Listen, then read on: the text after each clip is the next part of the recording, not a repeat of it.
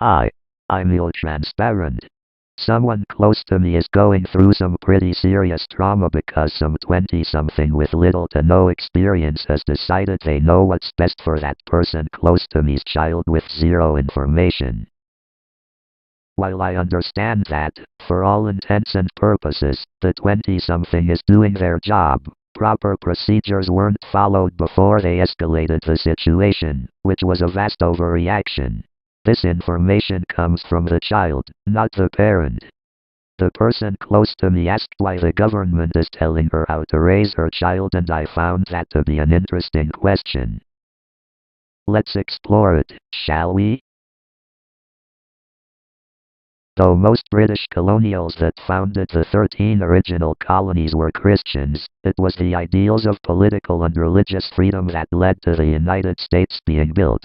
Escaping the oppression of Catholic and Protestant kings to worship as they pleased was the backbone of our forefathers' entire viewpoint. This was cemented further with the drafting and ratification of the Treaty of Tripoli in 1796 and 1797, a treaty between the U.S. and modern-day Libya, securing safe passage for American ships through the Mediterranean. In 1797, Article 11 was added stating that the U.S. government was not founded on Christianity and had no religious enmity toward Muslims.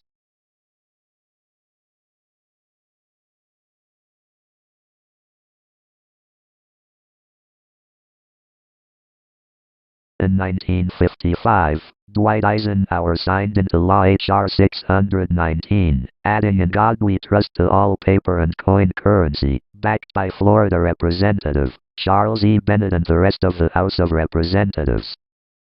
The year before, in 1954, Eisenhower also had the Pledge of Allegiance modified to include the phrase, "One nation under God."